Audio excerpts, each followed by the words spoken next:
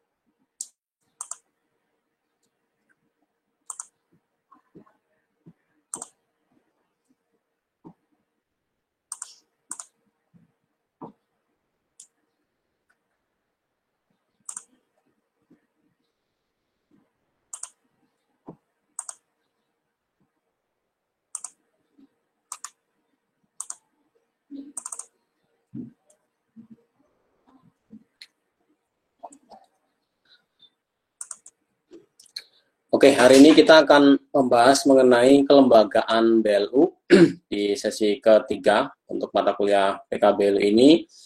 Kita akan bahas tentang bagaimana posisi BLU secara kelembagaan dalam arti tata hubungannya dengan lembaga lain dan juga tata kelolanya di dalam BLU itu sendiri. Jadi organ-organ atau struktur apa yang ada di dalam BLU ya, sampai dengan tugas dan fungsinya, dan juga hubungan BLU dengan lembaga-lembaga lain sampai dengan nanti pembinaan BLU itu seperti apa. Oke.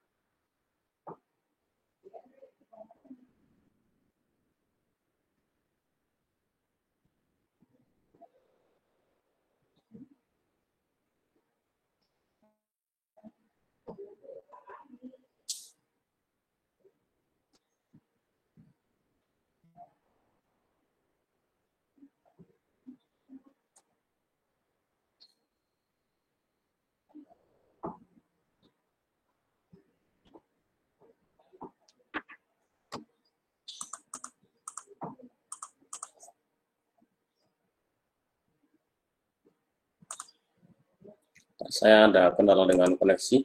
Sebentar.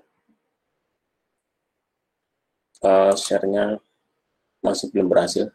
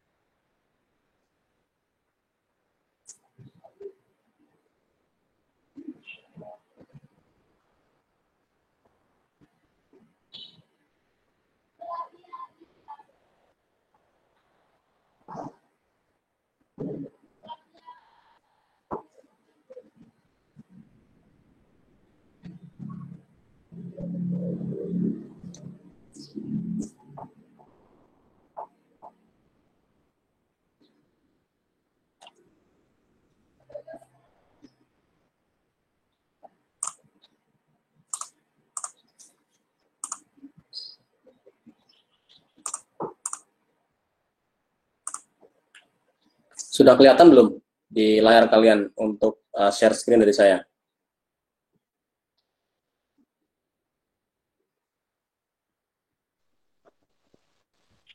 Sudah, Pak. Sudah, Pak. Sudah, Sudah, Pak. Pak. Sudah, Pak.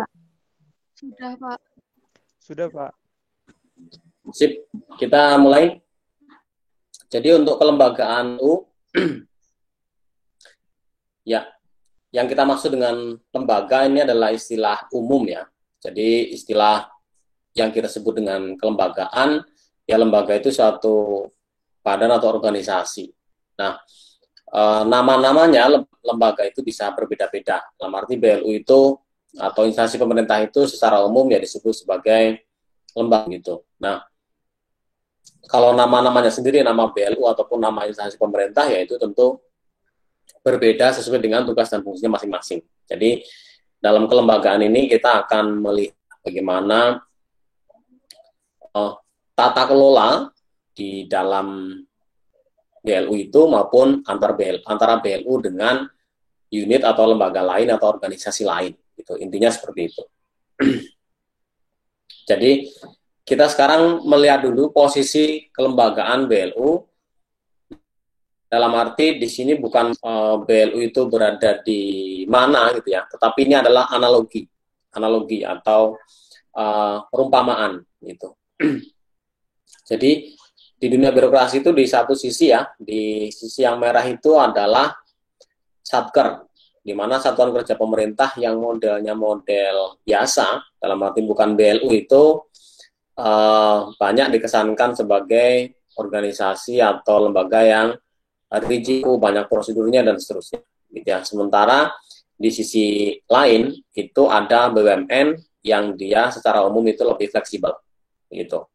Dan kalau dari sisi keuangan negara, Satker adalah kekayaan negara atau APBN, sedangkan BUMN itu adalah kekayaan negara yang dipisahkan. Ya, jadi penganggarannya itu tidak masuk ke dalam APBN, artinya pendapatan dan belanjanya.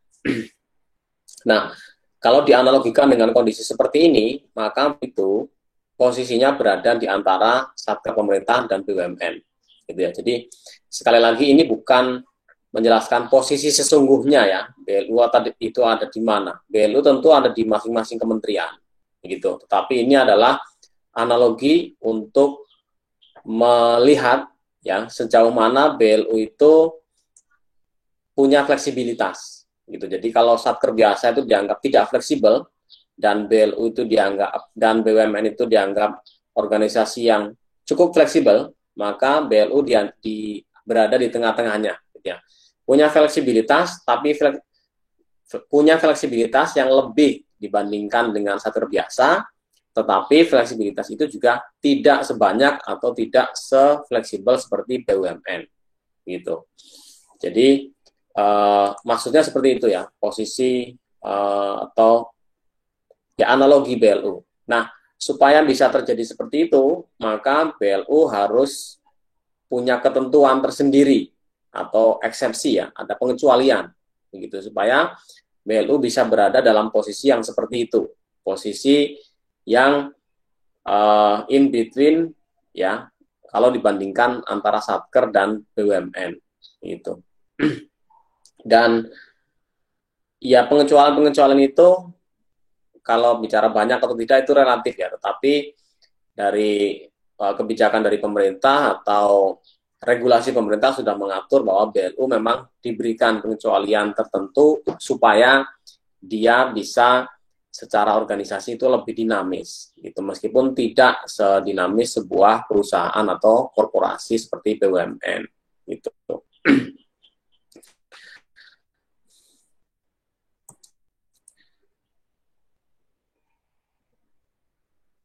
Ya, jadi kita akan membahas mengenai organisasi, pengelola, kepegawaian, kemudian pejabat perbendaharaan, SPI, dan pembinaan BLU. Jadi ini topik yang terkait dengan kelembagaan BLU secara organisasi, kemudian struktur intern, ekstern, sampai dengan hubungan tata kelembagaan antara BLU dengan unit-unit lainnya. Kita mulai dari organisasi BLU. Ya. Baris pertama di slide ini adalah definisi. Jadi teman-teman bisa lihat ini definisi. Apa itu BLU? Ya definisinya seperti ini. Nah, intinya BLU itu ada yang di lingkungan pemerintah pusat dan ada yang di lingkungan pemerintah daerah. Jadi ada BLU pusat, ada BLU daerah atau BLUD. Jadi kalau hanya disebut BLU, berarti dia adalah di bawah pemerintah pusat. Kalau disebut BLUD, maka dia berarti di bawah pemerintah daerah. Nah, pemerintah pusat dan pemerintah daerah itu adalah dua entitas yang berbeda. Jadi, pemerintah pusat, presiden, menteri, dan seterusnya, itu adalah satu entitas tersendiri. Kemudian pemerintah daerah, gubernur, sekda, dinas, dan seterusnya ke bawah itu juga suatu entitas sendiri. Jadi, meskipun mengelola negara ya, bagian dari struktur pemerintahan, tetapi kalau secara organisasi, itu mereka berdiri sendiri-sendiri. Pemerintahan itu secara organisasi berdiri sendiri-sendiri. Nah, dampaknya pengaturan BLU juga dibuat terpisah antara BLU pusat dengan BLU daerah.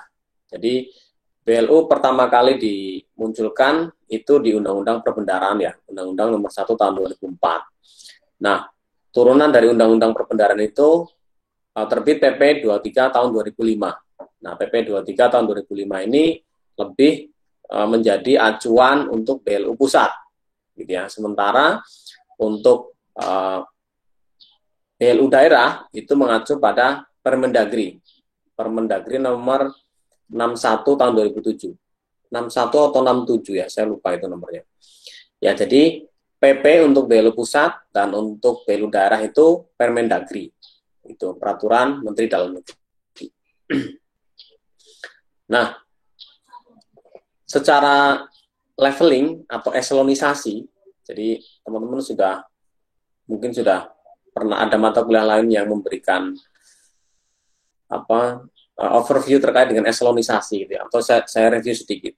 Di pemerintahan itu ada eselonisasi, artinya misalnya di Kementerian Keuangan itu kalau yang namanya di pemerintah pusat ya, pejabat atau pemimpin tertinggi pemerintah pusat adalah presiden kemudian menteri. Presiden dan menteri ini pejabat politik, dia tidak punya eselon, tidak punya level gitu. Nah, tetapi di bawah menteri ini ada eselon 1. Jadi misalnya Menteri Keuangan, maka eselon 1-nya adalah Direktur Jenderal Pajak, Direktur Jenderal Bea Cukai, dan seterusnya. Nah, kalau di kita di pendidikan, di STAN itu, di bawah Kementerian Keuangan ada BPPK, Badan Pendidikan dan Pelatihan Keuangan, itu eselon 1. Nah, di bawah eselon 1 ada eselon 2. Itu misalnya Direktur Jenderal Pajak, di bawahnya ada Direktur PPN, misalnya Direktur PPH, gitu. Kemudian eselon 3 yang di bawahnya lagi misalnya kantor pajak. Nah, BLU juga sama, posisinya seperti itu. Posisinya dia merupakan satu pemerintah, maka pasti ada eselonisasi atau eselon yang setara. BLU ini setara dengan eselon berapa, gitu. Nah, demikian juga di daerah. Jadi dia BLU itu punya eselonisasi, jadi setara dengan eselon berapa.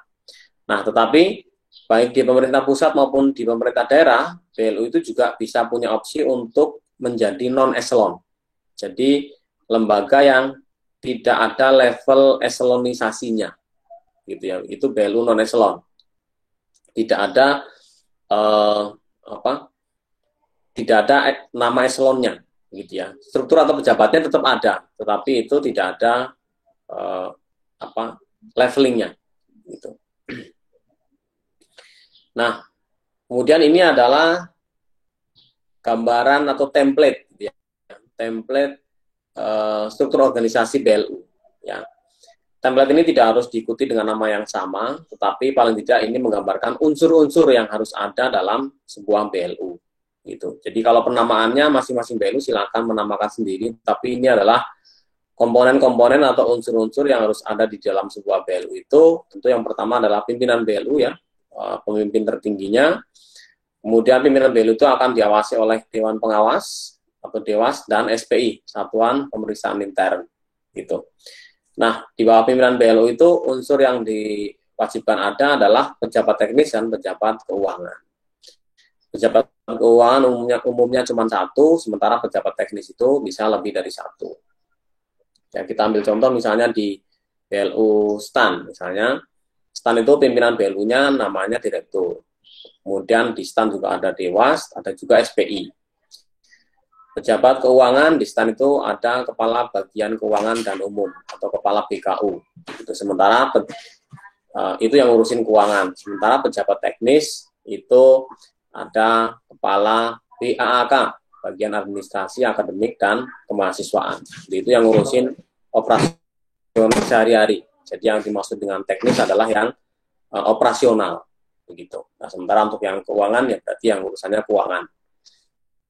Jadi itu istilah yang dikenal di peraturan tentang BLU. Gitu. Jadi template-nya kurang lebih seperti itu, tapi namanya bisa disesuaikan atau di. Oke, sampai di sini dulu. Akan yang mau memberikan summary-nya. Saya boleh, Pak. Silakan, Rob.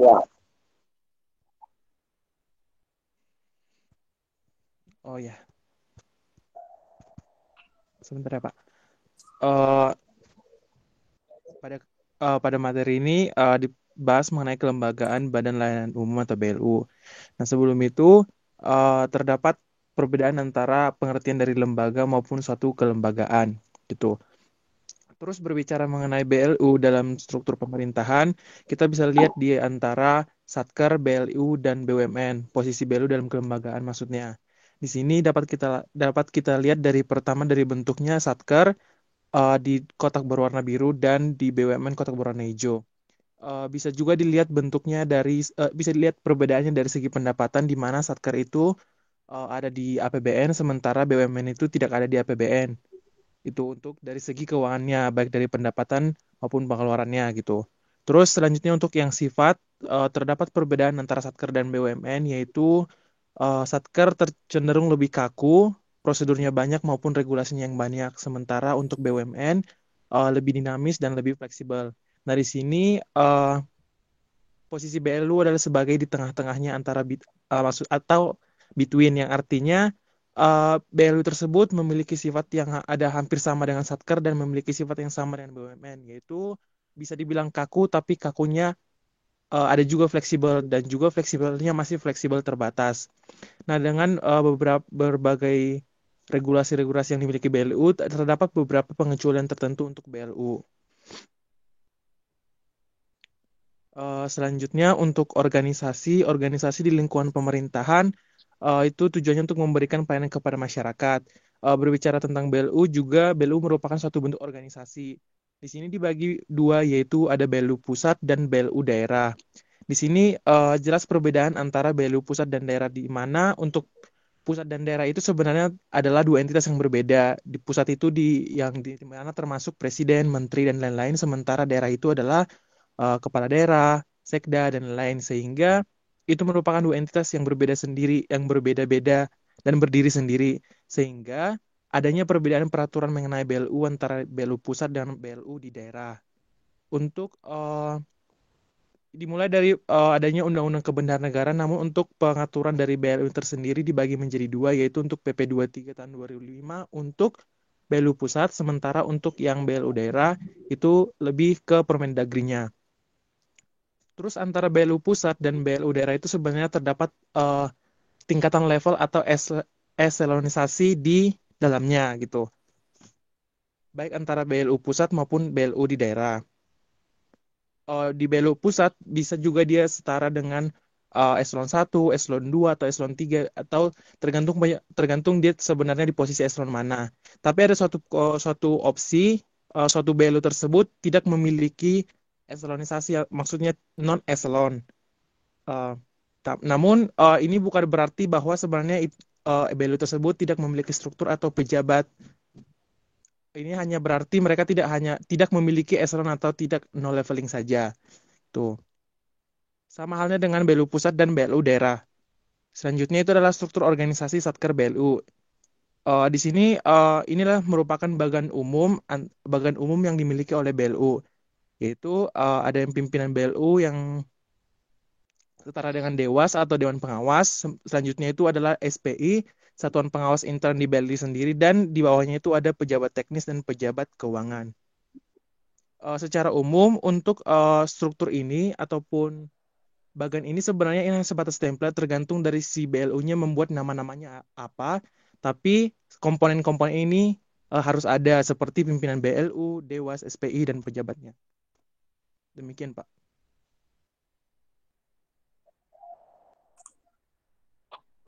Oke, terima kasih, lengkap sekali summary-nya, Ketua. Ada yang mau tanya sampai di sini? Pak, izin bertanya.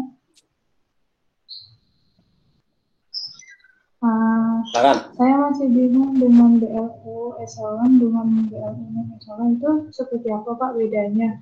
Nah, contoh untuk BLU eselon dengan eselon itu seperti apa? Terima kasih. Ya, BLU eselon itu artinya dia punya leveling ya. Tadi ya ada masuk kategori eselon berapa gitu. Jadi ada BLU yang misalnya yang di STAN ya, BLU STAN itu dia adalah eselon 2 ya, karena eselon satunya adalah BPPK. Jadi dia BLU eselon. Jadi ada levelnya. Direktur STAN sebagai pemimpin BLU dia adalah seorang pejabat eselon 2. Begitu. Kemudian di bawahnya direktur STAN, kepala BKU tadi yang jadi pejabat keuangan, dan kepala BAAK yang jadi pejabat teknis ya, itu satu level dia adalah eselon 3 gitu. Nah, di bawahnya kepala BKU sama kepala BAAK ada pejabatnya lagi ya. Di bawah kepala BKU ada tata usaha organisasi dan SDM sehingga saya namanya. Kemudian ada kepala subbagian ya, kepala subbagian tata usaha, kepala subbagian keuangan, dan ada kepala subbagian rumah tangga. Itu eselon 4 gitu. Jadi itu ada eselonisasi seperti itu contohnya. Nah, kalau yang non eselon ya, kalau di Kementerian Keuangan itu ada LPDP ya, Lembaga Pengelola Dana Pendidikan, dia BLU yang tidak pakai eselonisasi gitu. Karena dia secara organisasi tentu di bawah sebuah kementerian ya, di bawah Kementerian Keuangan, itu di bawah Sekretariat Jenderal, Sekjen gitu. Nah, dia itu pimpinannya adalah direktur utama ya, kemudian di bawahnya direktur. Nah, kalau dia non eselon, kalau dia eselon itu direktur tentu akan menjadi eselon 2 gitu ya. Tapi karena dia tidak ada eselonisasi, jadi tidak ada eselonnya gitu. Nah, ini kenapa menjadi ada yang eselon dan non eselon ya, BLU memilih sendiri pada saat akan pengajuan atau proposal menjadi BLU itu, mengajukan kelembagaan atau tata kelolanya ya, berdiskusi dengan Kemenpan RB. Disitulah nanti akan diputuskan BLU ini akan menjadi eselon atau non eselon gitu. Nah, kalau yang non eselon ya berarti biasanya ya, kalau yang konversi dari satker biasa menjadi BLU ya dia akan melanjutkan eselonisasi yang sebelumnya. Kalau memang dia adalah non eselon berarti ya dia tidak tidak punya leveling seperti itu. Gitu. Jadi direktur utama LPDP ya, di bawahnya LPDP itu pimpinan utama, direktur utama, kemudian direktur, di bawahnya lagi kepala divisi. Gitu. Itu tidak ada eselonnya. Gitu. Jadi kalau yang non eselon begitu, ya dia maksudnya dibikin non eselon adalah supaya dia itu menjadi lebih fleksibel tadi ya, karena kepingin diberikan flexibility gitu ya. Kalau di profesional itu kan tidak mengenal eselonisasi begitu ya. Eselonisasi itu kan identik dengan birokrasi pemerintahan begitu, sehingga supaya organisasinya lebih dinamis, penamaannya juga bisa di luar ketentuan yang ada gitu ya. Karena tadi kalau kalau di pemerintahan yang eselon itu penamaannya sudah ya. Ini namanya harus direktur, namanya harus politeknik gitu tuh udah aturannya udah sangat rigid gitu. Tapi kalau dibuat non eselon itu mau dibuat pakai nama apa aja silahkan gitu. Dia lembaga yang tidak terkait dengan istilah-istilah yang harus digunakan dalam leveling atau eselonisasi gitu. Ada lagi silahkan. Pak, izin bertanya. Ya. Itu kan pada struktur organisasi Satker BLU itu terdapat Dewan Pengawas dan SPI yang sama-sama mengawasi pimpinan BLU. Nah, bedanya Dewan Pengawas itu sama SPI apa ya, Pak? Terima kasih. Oke. Ya. Nanti di slide berikutnya sebenarnya ada, tapi nggak apa-apa ini ditanyakan. Bagus, terima kasih pertanyaannya. Ya, Dewan Pengawas dan SPI itu sama-sama tugasnya adalah mengawasi BLU. Ya, namanya juga Dewan Pengawas sama Satuan Pengawasan Intern itu. Nah, hanya saja perbedaannya, pertama secara posisinya, posisi SPI itu adalah unit yang berada di dalam sebuah BLU. Jadi misalnya di STAN itu ya di STAN itu ada SPI dan ada kantornya begitu. Ya, sementara Dewan Pengawas itu dia independen. Ya, Dewan Pengawas itu seperti komisaris. Ya, nanti akan kita bahas. Jadi model Dewan Pengawas itu meniru model komisaris kalau di perusahaan. Gitu. Jadi dia lebih independen, boleh dikatakan dia orang luar. Gitu. Tapi kalau SPI adalah orang dalam, orang intern. Gitu. Nah, yang kedua, kalau Dewan Pengawas itu dia lebih mengawasi secara kebijakan secara general.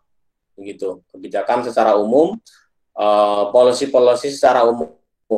Nah, tapi kalau SPI itu mengawasi operasional harian. Jadi dia kalau SPI itu kerjanya tiap hari, itu gampangnya. Kalau Dewas itu dia tidak tiap hari nongkrong di situ karena dia memang bukan orang dalam, gitu.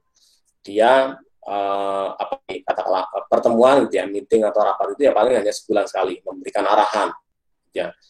Tapi kalau SPI ya bukan memberikan arahan, tapi mantau operasional daily operation-nya.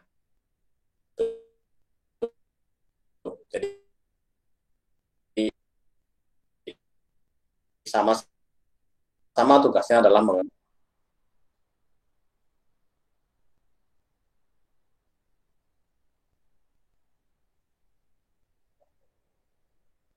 ini detailnya.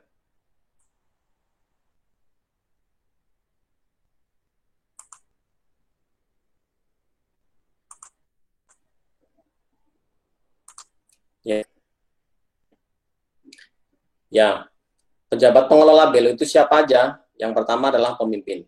Jadi di PP 23 dia menggunakan pemimpin ya, bukan pimpinan gitu. Jadi menerjemahkan dari leader gitu. Ya, pemimpin intinya ya dia yang menjadi pimpinan tertinggi BEL itu ya. Tugasnya ngapain? Ya tugasnya terkait dengan rencana strategis 5 tahunan. Kemarin sudah kita bahas. Kemudian ada juga rencana bisnis anggaran tahunan atau RBA gitu. Ya, dan kemudian ya dia bertugas semuanya lah gitu ya, kalau namanya pemimpinnya membawai semua urusan gitu ya. Nah, urusan di BEL itu ada dua, keuangan dan pelayanan atau operasional gitu. Jadi dua-duanya tercakup. Nah, sementara yang kedua adalah pejabat keuangan ya. kalau katakanlah misalnya dari contoh di STAN, pejabat pemimpinnya adalah, kemudian pejabat keuangan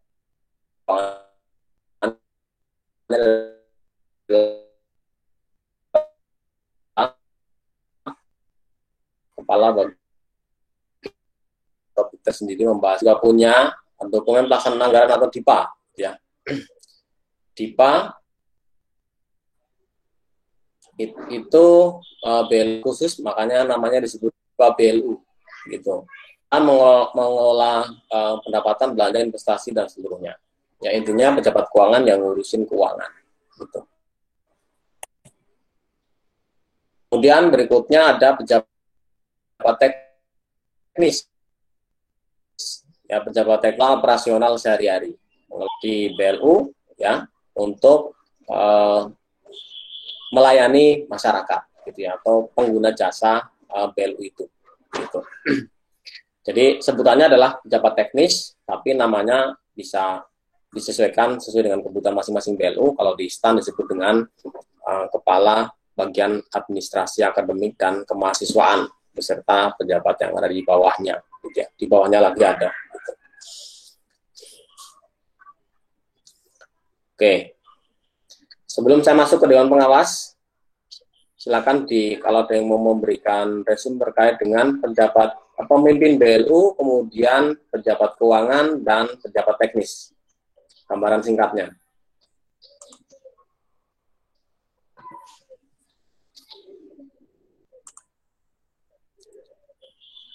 Silakan.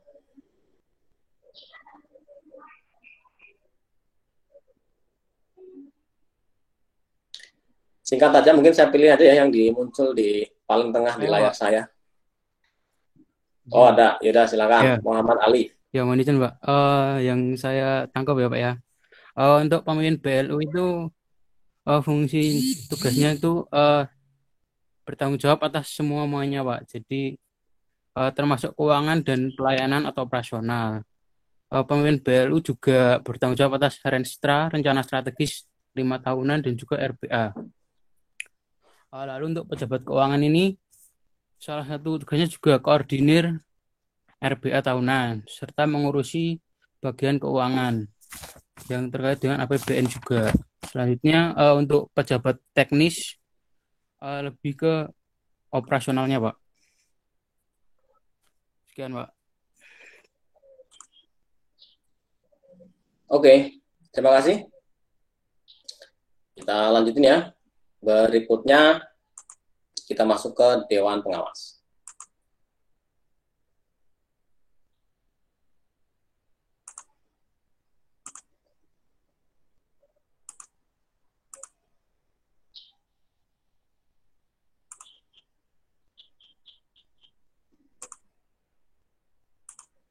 Ya, Dewan Pengawas BLU itu bisa dianalogikan dengan Dewan Komisaris kalau di korporat atau di perusahaan gitu. Tugasnya ya tadi mengawasi BLU. Nah, hanya saja tidak semua BLU itu ada Dewan Pengawasnya. Jadi sebuah BLU itu untuk memiliki Dewan Pengawas itu harus memenuhi syarat-syarat tertentu ya. Jadi baik dari sisi pendapatan maupun dari sisi jumlah aset. Ya, pendapatan 30 miliar, jumlah aset yang di neraca itu 75 M. Jadi salah satu di antara dua ini terpenuhi, dia bisa Dewan Pengawas. Nah, kalau tidak memenuhi salah satu dari dua ini, dia tidak perlu punya Dewan Pengawas, gitu ya. Dia tadi ya cukup diawasi oleh SPI, gitu. Nah, Dewan Pengawas ini ditunjuk oleh menteri masing-masing, ya, menteri masing-masing. Dan punya masa jabatan 5 tahun, ya, hampir sama dengan komisaris. Nah, keanggotaannya, struktur anggotaannya itu ada yang 3 orang dan 5 orang sesuai dengan kebutuhan, jadi jumlahnya harus ganjil ya. Ini juga mengadopsi praktek yang dilakukan di korporasi atau di BUMN, ya. Jadi di korporasi umumnya Dewan Komisaris itu 3 orang, 5 orang, atau ada beberapa yang 7 orang gitu. Jadi ini intinya ya dibedakan berdasarkan size-nya, berdasarkan ukurannya. Kalau BLU yang kecil tadi tidak ada dewasnya, kalau yang sedang itu 3 orang, kalau yang besar itu 5 orang. Gitu. Nah, komposisinya sendiri itu dibedakan atau disusun. Kalau yang 3 orang, 1 dari Kementerian Keuangan, 1 dari Kementerian Induknya, dan 1 orang adalah tenaga ahli yang profesional. Gitu. Nah, kalau komposisinya 5, itu Kemenkeu-nya 2, kemudian Kementerian Teknis atau Induknya 2, dan 1 yang dari profesional atau tenaga ahli. Gitu. Jadi ini hanya membedakan antara BLU yang yang kecil, yang sedang, yang besar. Gitu. Sehingga pengawasannya pun dibuat bertingkat, gitu ya. Jumlah dewasnya ada yang 5, ada yang 3, dan ada yang tidak perlu. Gitu. Secara struktur atau Dewan Pengawas salah satunya ditunjuk menjadi ketua. Jadi ada ketua Dewan Pengawas, ya, sama seperti ketua Dewan Komisaris. Gitu. Nah, tugasnya ngapain aja? Ya, intinya yang namanya Dewan Pengawas yang mengawasi BLU. Gitu ya. Ngawasin apanya? Ya, ngawasin banyak hal. Gitu, dari rencana jangka panjang sampai dengan keputusan-keputusan yang mungkin memerlukan pertimbangan Dewan Pengawas, gitu. Nah, tapi tidak sampai kepada operasional, gitu ya. Jadi dia memberikan arahan secara umum kepada pejabat pengelola BLU. Tadi ada pemimpin, ada pejabat teknis, pejabat keuangan, dan pejabat-pejabat yang ada di bawahnya. Gitu. Jadi dia memberikan arahan seperti itu. Kemudian dia bisa ngapain aja? Ya, dia akan bisa memberikan saran, gitu. Kemudian dia juga bisa menunjuk auditor. Ya, jadi kalau di perusahaan itu Dewan Komisaris akan membentuk komite audit nanti akan memilih kantor akuntan publik untuk mengaudit perusahaan itu. Nah, ini juga analoginya sama. Di BLU itu Dewan Pengawas nanti akan menunjuk kantor akuntan publik untuk mengaudit BLU, ya, karena BLU juga akan diaudit oleh KAP. Gitu. Nah, hanya bedanya Dewan Pengawas ini tidak bisa memberhentikan pejabat pengelola BLU. Ya, tidak seperti Dewan Komisaris. Kalau Dewan Komisaris dia mengangkat dan memberhentikan Dewan Direksi, gitu ya, atau pengelola perusahaan. Tapi kalau Dewan Pengawas BLU itu dia tidak bisa mengangkat dan memberhentikan pengelola BLU, gitu ya. Yang bisa mengangkat dan memberhentikan pengelola BLU adalah menteri, gitu ya, atau pejabat yang eselon yang di atasnya, gitu. Jadi itu sedikit perbedaannya. Sama-sama bertugas mengawasi, ya, Dewas maupun Dewan Komisaris.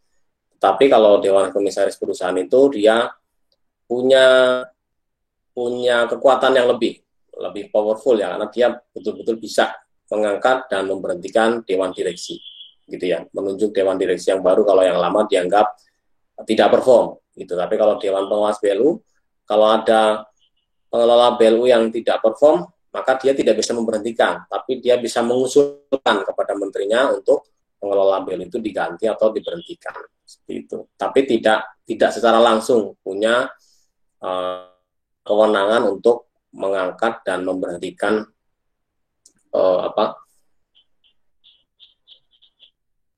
pengelola, ya, para pejabat pengelola BLU, gitu. Oke.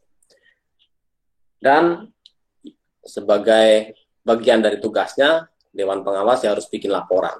Intinya disuruh ngawasin, gitu ya, dianggap oleh menteri disuruh ngawasin BLU, ya disuruh bikin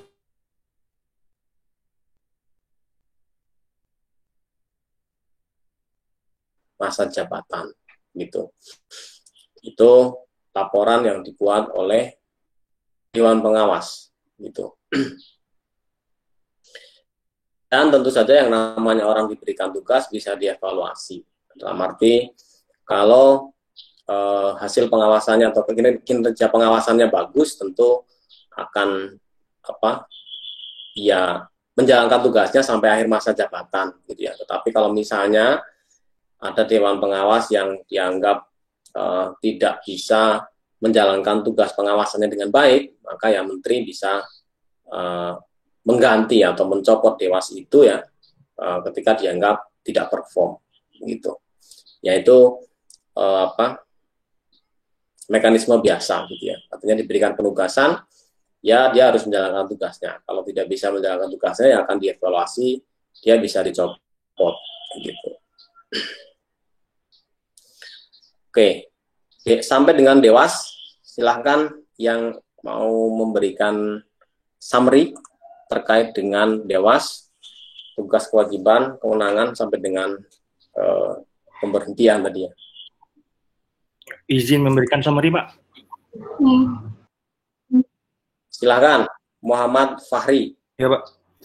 Jadi mengenai Dewan Pengawas ini, jadi dalam rangka pelaksanaan pembinaan terhadap pengelolaan BLU dapat dibentuk Dewan Pengawas, tapi BLU belum tentu, semua BLU belum tentu mempunyai Dewan Pengawas. Ada beberapa syarat tertentu, seperti misalnya pendapatannya 30 miliar, terus aset yang dikelola minimum sebesar 75 miliar.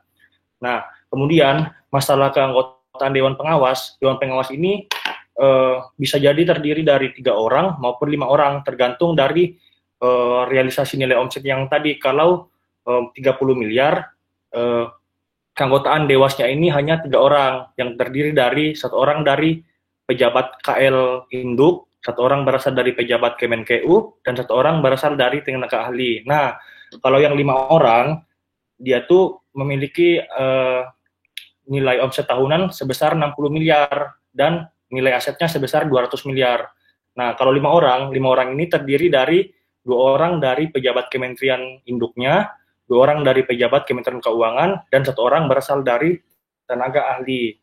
Nah, kemudian mengenai ketua Dewan Pengawasnya ini, di antara 3 orang atau 5 orang tadi dapat ditetapkan 1 orang sebagai ketua Dewan Pengawas.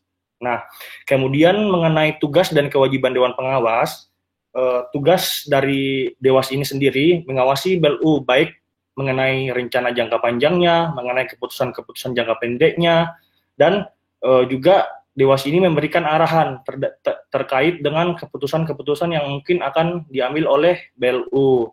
Nah, terus Dewas ini bisa ngapain aja? Dewas ini bisa memberikan saran, terus menunjuk auditor untuk mengaudit BLU ini. Jadi Dewas ini bisa menunjuk kantor akuntan publik untuk mengaudit BLU ini. Nah, perbedaan dari Dewas pada BLU dan Dewas pada perusahaan itu ada mengenai pemberhentian atau pengangkatan direksi. Jadi kalau Dewas pada BLU ini, dia tidak bisa memberhentikan pengelola BLU, tapi dia ini bisa mengusulkan kepada Kementerian Induk apabila direksinya dianggap kurang perform. Nah, kalau Dewas pada perusahaan, dia tuh lebih powerful. Jadi Dewas pada perusahaan ini bisa memberhentikan atau mengangkat direksinya. Terus kemudian karena Dewas ini bertugas mengawasi, Dewas ini membuat laporannya ada laporan periodik, laporan khusus, terus kemudian ada laporan akhir Dewan Pengawas yang dibuat pada akhir periode jabatan Dewan Pengawas.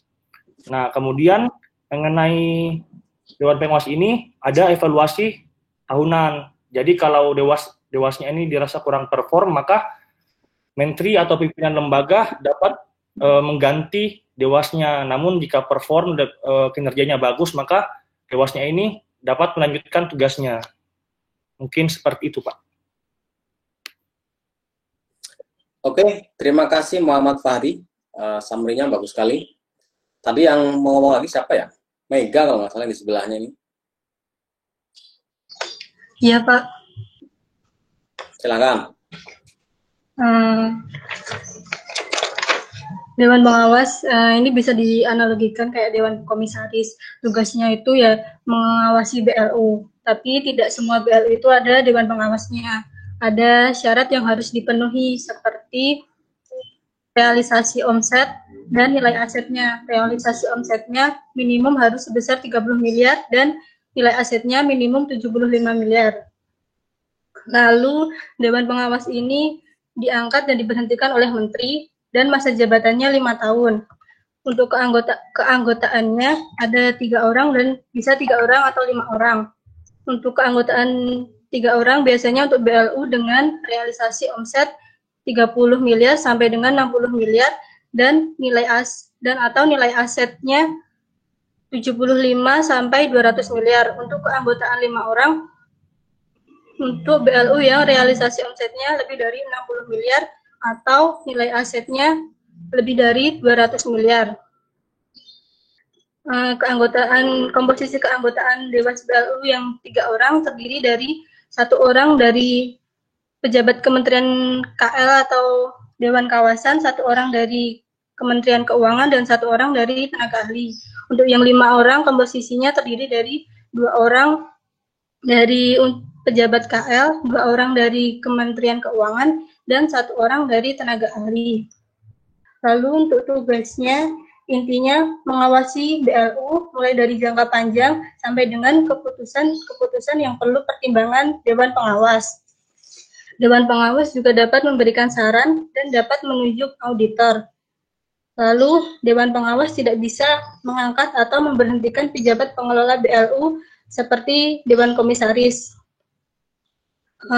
Selanjutnya, sebagai bagian dari tugasnya, Dewan Pengawas ini juga harus membuat laporan pertanggungjawaban, diantaranya laporan periodik, laporan khusus, dan laporan akhir Dewan Pengawas. Dewan Pengawas juga dapat dievaluasi. Jika tidak bisa menjalankan tugasnya dengan baik, Dewan Pengawas dapat diganti. Begitu Pak, terima kasih. Oke, terima kasih Mega sudah memberikan summary-nya. Silakan kalau ada yang mau tanya terkait dengan Dewan Pengawas. Izin bertanya Pak. Ya, tadi kan untuk anggota dari Dewan Pengawas memang ada tenaga ahli. Itu tenaga ahlinya diambil dari pihak apa ya Pak? Maksudnya ahli dalam bidang apa gitu ya Pak? Oke.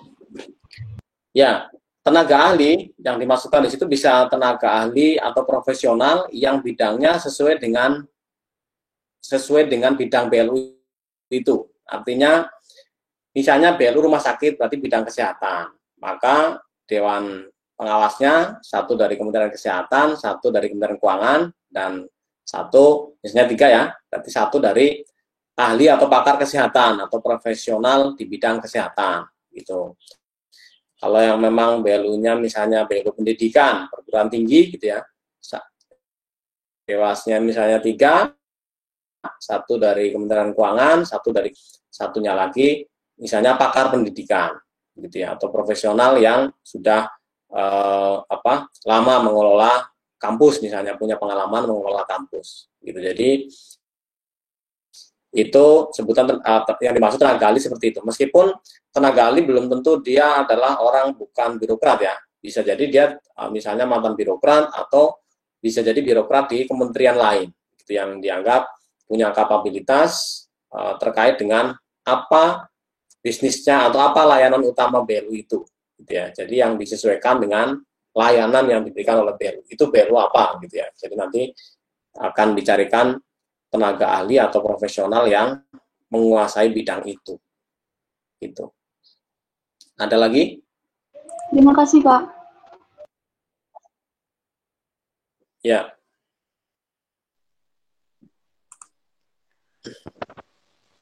Izin bertanya, Pak. Melati. Untuk menjadi ketua Dewan Pengawas itu ditunjuk oleh Menteri Induk atau berdasarkan voting anggota Dewan Pengawas, Pak? Terima kasih, Pak. Oke. Ya. Pada saat penunjukan itu sudah langsung diberikan susunannya. Ya. Jadi pada saat penunjukan itu misalnya 3 gitu ya. Itu oleh menteri itu sudah langsung disusun ya, sudah langsung di-arrange, sudah langsung ditunjuk dewan pengawasnya itu misalnya A, B, dan C. Nah, nanti di situ ditunjuk juga bahwa A itu menjadi ketua ketua merangkap anggota. Gitu. Jadi sudah penunjukan dari awal dari menterinya gitu. Jadi bukan di antara mereka pemungutan suara itu enggak gitu ya. Jadi sudah dari awal memang sudah ditunjuk ketua, kemudian ketua merangkap anggota, kemudian yang lain adalah anggota gitu. Terima kasih, Oke, Pak. terima kasih pertanyaannya. Ada lagi silakan yang mau tanya.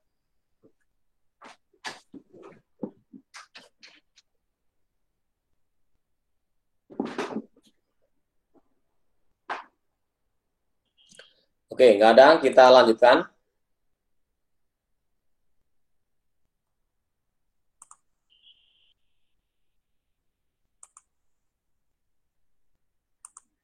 Kita lanjutkan ke kepegawaian.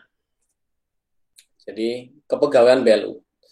Ya, sebelum ke kepegawaian BLU, secara umum ya, prinsipnya BLU itu kan dia adalah satker pemerintah.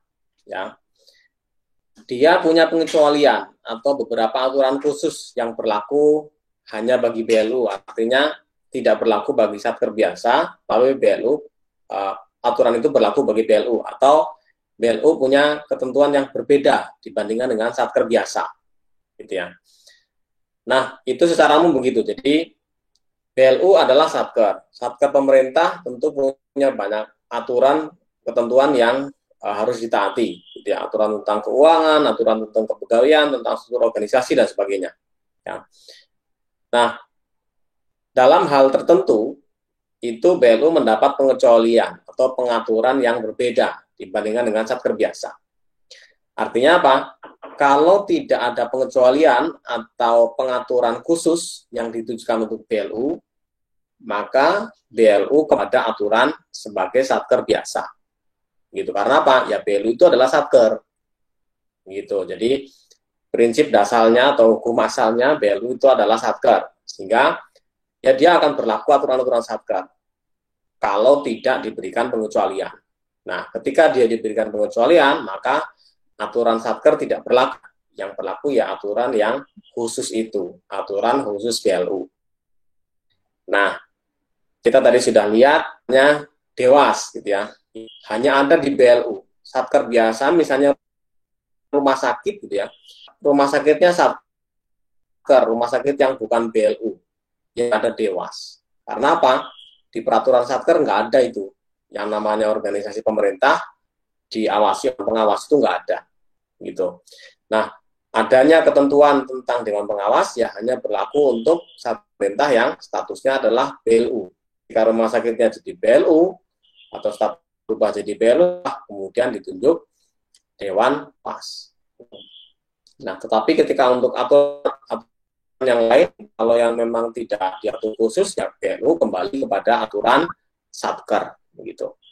Nah, salah satu pengecualian yang berikutnya yang ada di BLU ya, itu adalah kepegawaian, gitu ya. Secara umum ketentuan kepegawaian ya, PP 74 2012 ini ketentuan kepegawaian, ya BLU ikut ke dalam aturan-aturan yang berlaku umum di setiap satker pemerintah terkait dengan kepegawaian, gitu ya. Nah, tetapi di sini ada pengecualian, gitu ya. Ada pengecualian khusus mengenai bagaimana kepegawaian di satker BLU. Nah, maka untuk hal-hal yang khusus ini BLU menjadi punya pengaturan sendiri yang berbeda dengan satker biasa.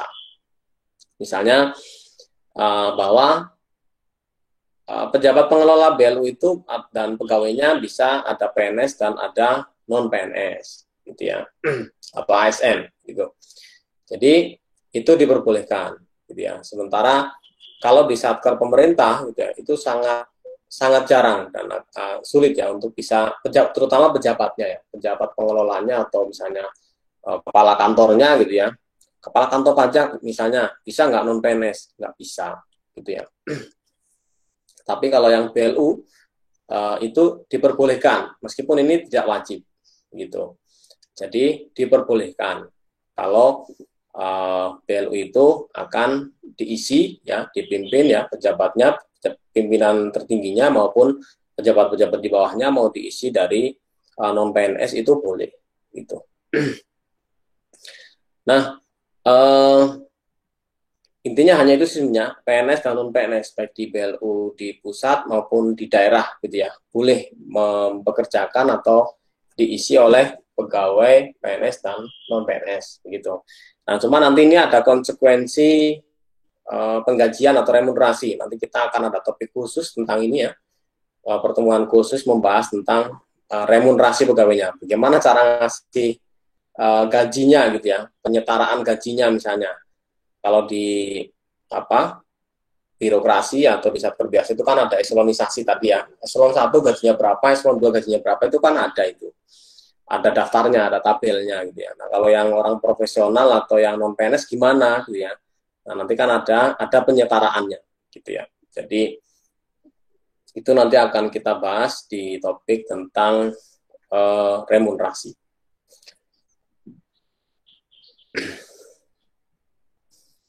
Berikutnya kepegawaian, kemudian pejabat perbendaharaan.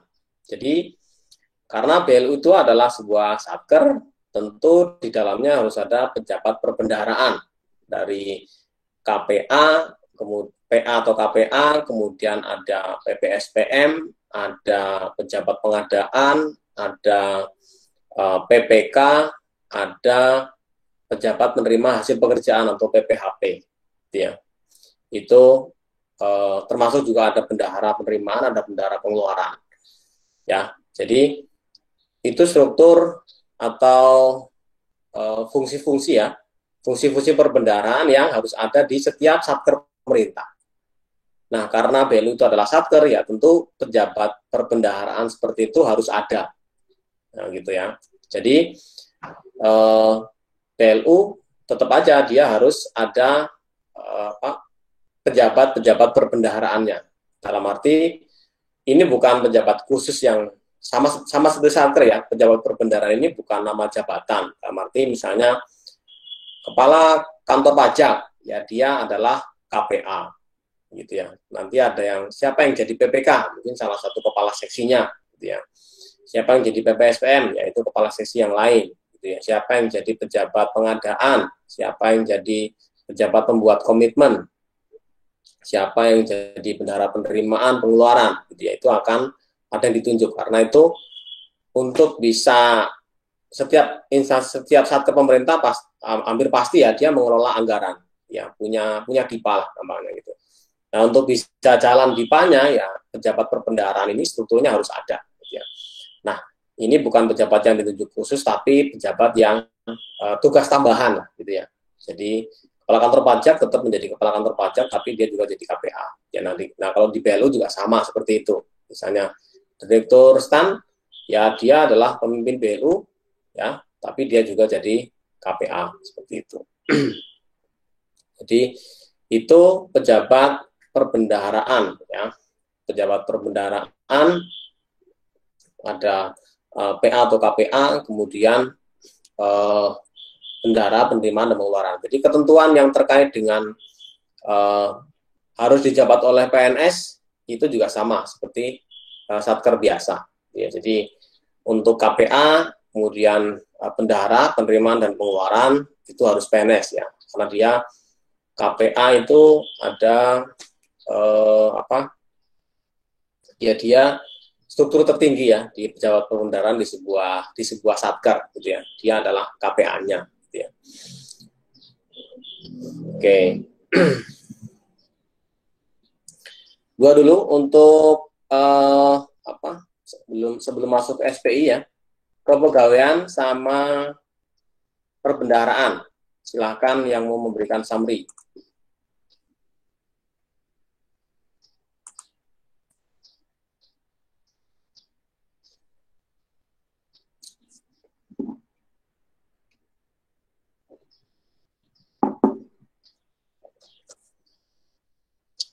Ada? Saya pilih aja ya, yang gambarnya muncul di tengah-tengah layar saya. Ada yang namanya Kenya. Iya, Pak. Jadi tadi kan ada kepegawaian. Nah, BLU ini kan satker, jadi ada aturan yang harus diawasi. Tapi selain itu, BLU juga ada pengecualiannya. Salah satunya itu di sistem kepegawaiannya. Itu sebenarnya dia pakai aturan-aturan umum, cuma ada pengecualian di pejabat pengelolanya itu boleh PNS dan non-PNS, tapi ini tuh nggak wajib. Nah, paling itu ada konsekuensi di remunerasinya.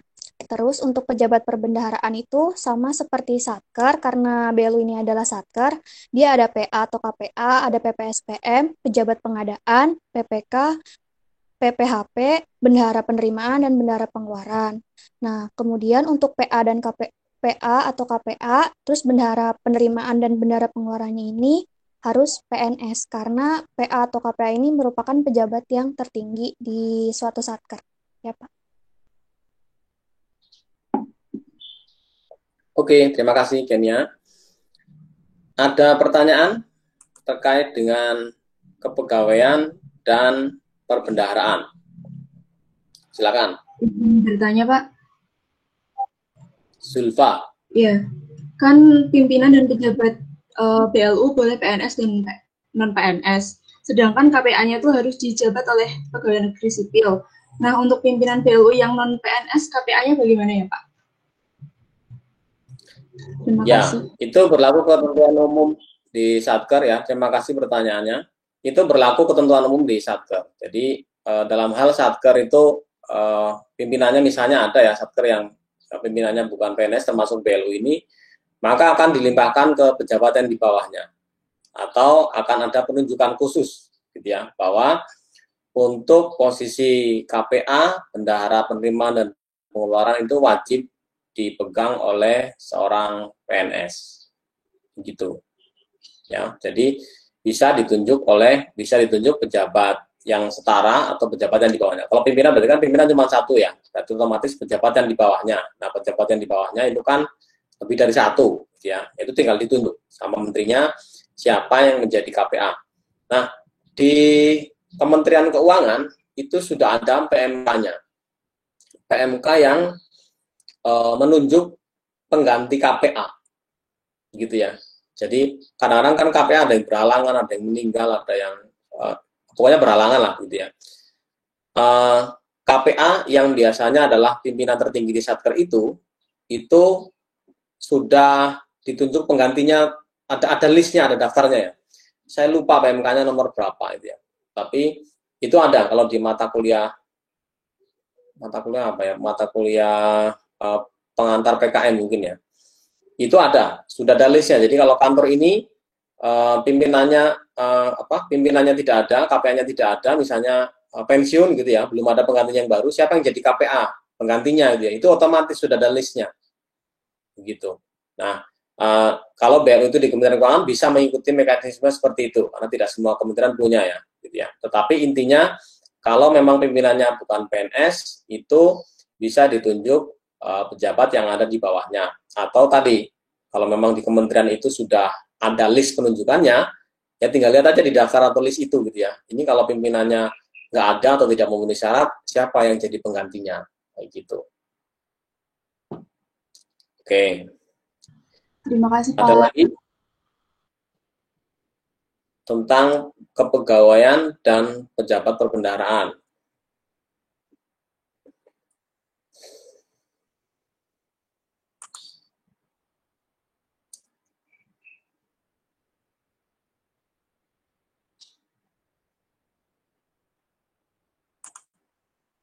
Oke, kalau nggak ada kita lanjutkan. Sekarang masuk ke slide saya nggak muncul ini di share.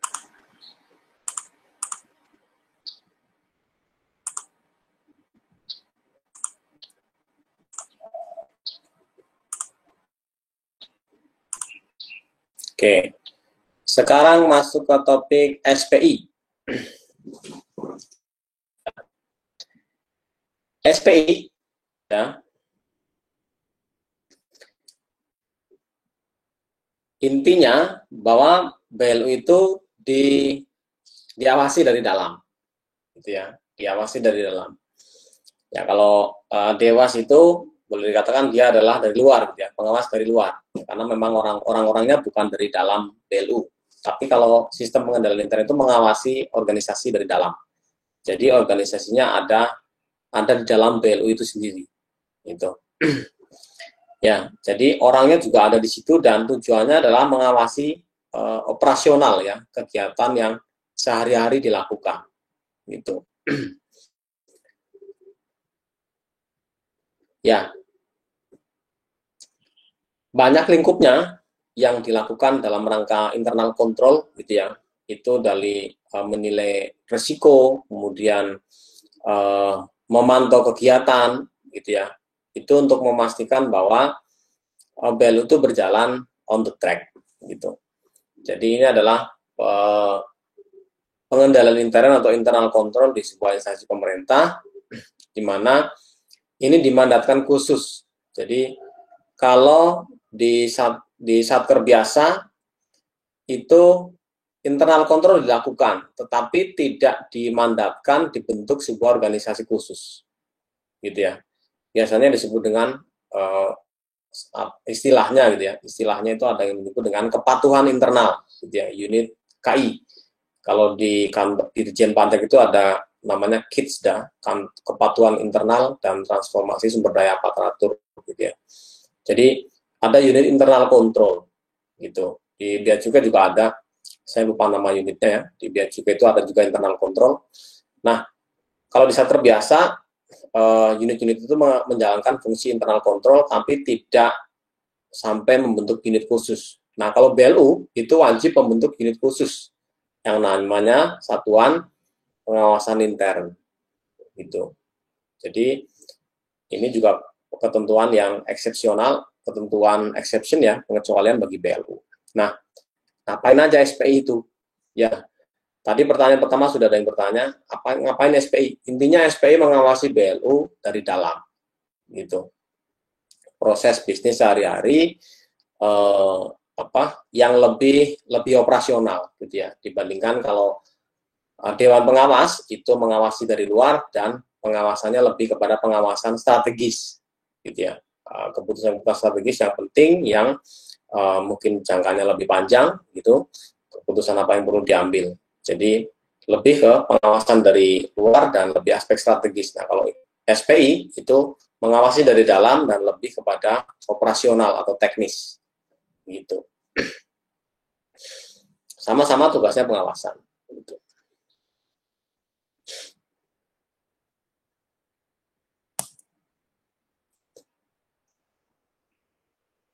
Oke.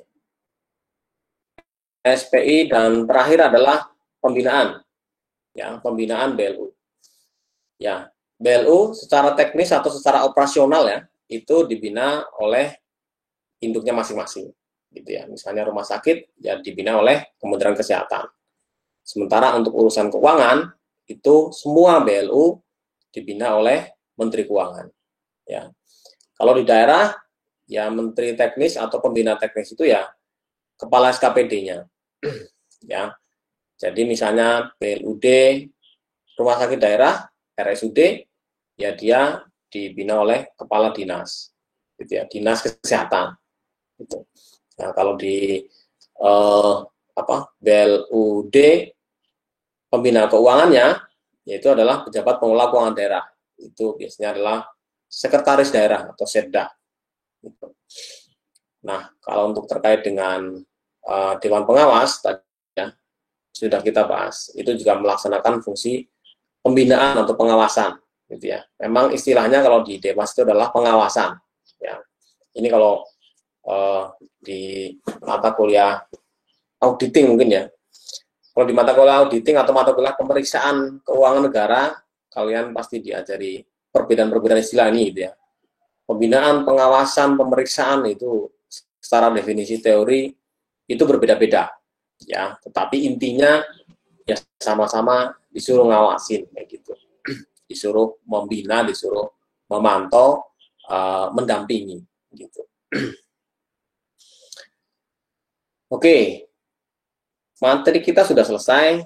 Sebelumnya, yang dua terakhir silakan untuk memberikan summary-nya, SPI dan pembinaan.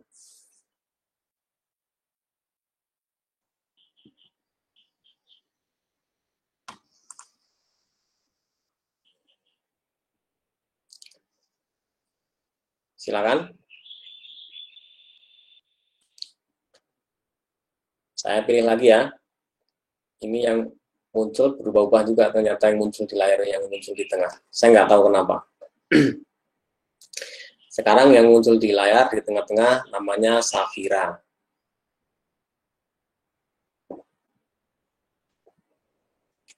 Ada Safira? Ada, Pak.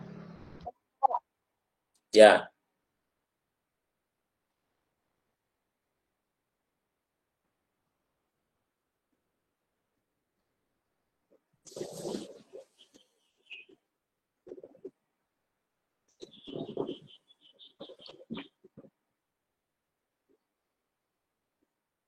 Silakan Safira untuk summary SPI dan pembinaan. Baik.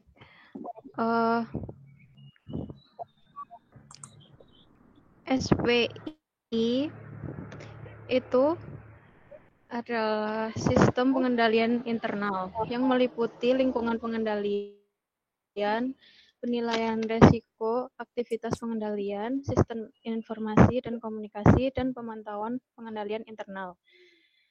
Untuk memastikan efektivitas sistem pengendalian internal, pemimpin BLU membentuk satuan pengawasan internal. Lalu, tugas dari SPI adalah menyusun dan melaksanakan rencana pengawasan internal, menguji dan mengevaluasi pelaksanaan pengendalian internal, lalu melakukan pengawasan dan penilaian atas efisiensi dan efektivitas di bidang keuangan, akuntansi, operasional, sumber daya manusia, pemasaran, teknologi informasi, dan kegiatan lainnya. Lalu untuk pembinaan BLU, pembinaan teknis BLU dilakukan oleh menteri atau pimpinan lembaga atau kepala SKPD terkait. Lalu untuk pembinaan keuangan BLU dilakukan oleh Menteri Keuangan atau PPKAD sesuai dengan kewenangannya. Lalu dalam pelaksanaan pembinaan dapat dibentuk Dewan Pengawas Internal. Terima kasih, Pak. Oke.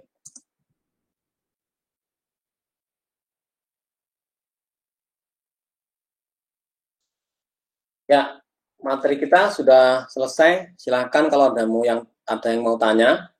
Untuk yang dua topik terakhir ini ataupun topik yang dari awal. Silakan.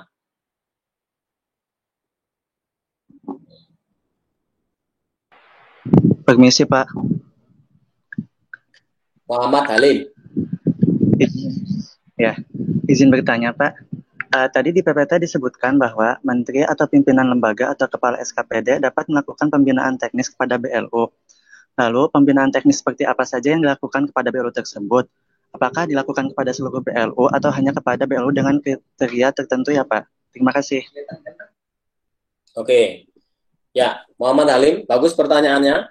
Apakah pembinaan teknis itu hanya untuk BLU tertentu atau semua BLU yang ada di bawah kementerian itu?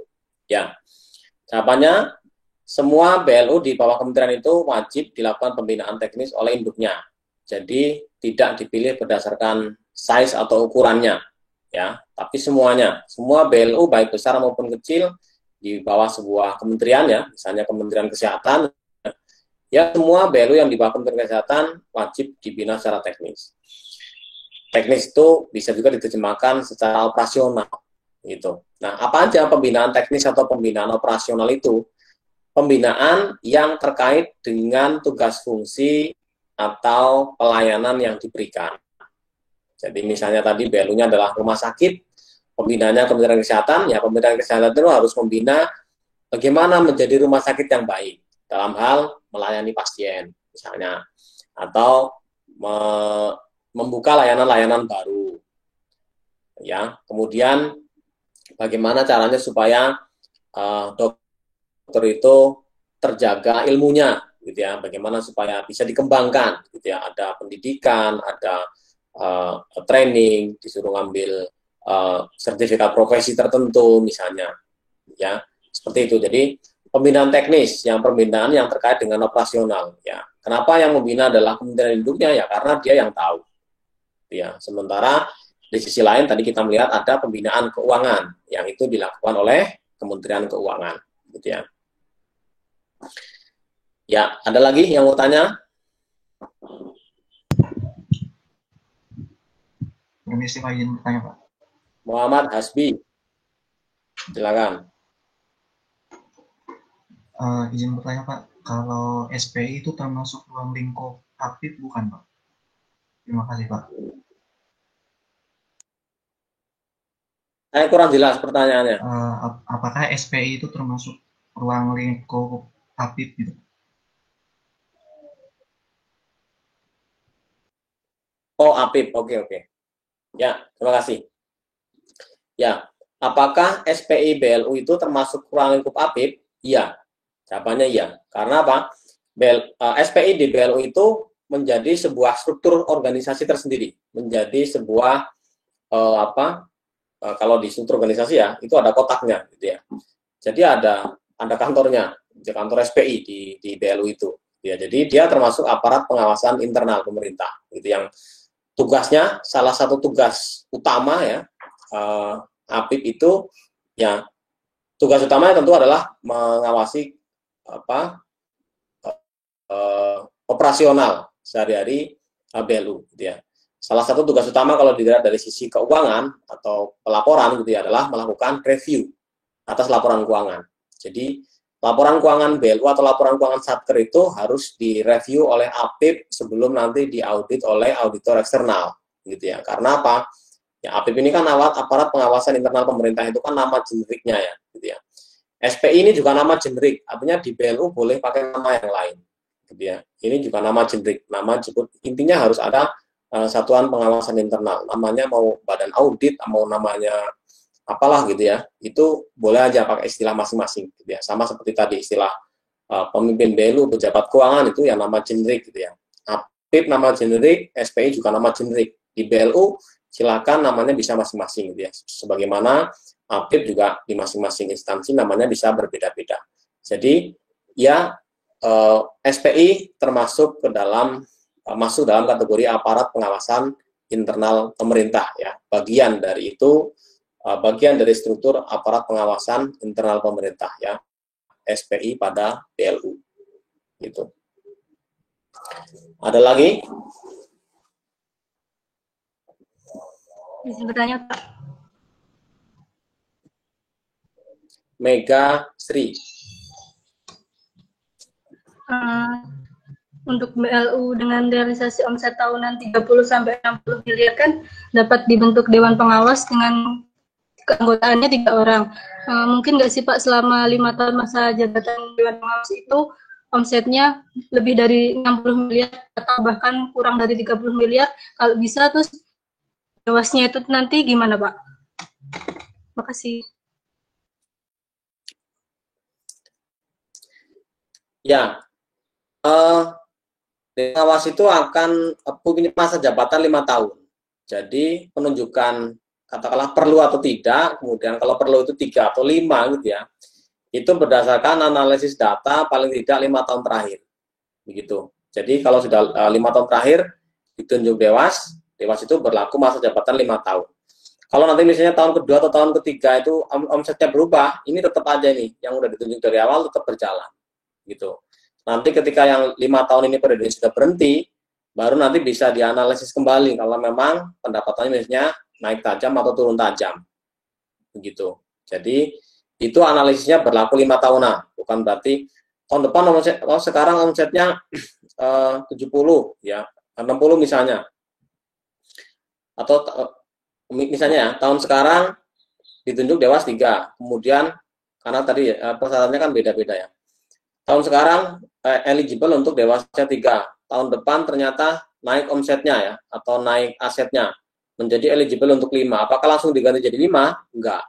Gitu ya. Ini akan menunggu sampai dengan masa jabatan dewasnya berakhir 5 tahun. Ya, nanti kalau sudah 5 tahun, nah nanti ini kan akan dianalisis nih di rata-rata datanya gitu ya. Nanti masuk ke dalam eligible yang mana? Jadi apakah tetap 3 atau menjadi 5 gitu. Jadi tidak dihitung setiap tahun, kemudian tahun ini menentukan dewasnya jadi berapa, tahun ini 5, tahun ini 3, tahun besok 5, tahun besoknya 3 lagi gitu enggak. Jadi itu periodisasinya adalah 5 tahun gitu. Sekali ditunjuk ya, itu sudah berdasarkan data 5 tahun terakhir, yaitu akan berlaku sampai dengan masa jabatannya berakhir. Nanti kalau dia masa jabatannya berakhir, nah nanti bisa dievaluasi kembali gitu ya. Kalau memang dari sisi persyaratan tadi ya, pendapatan maupun omset itu ada perubahan yang signifikan gitu. Ada lagi?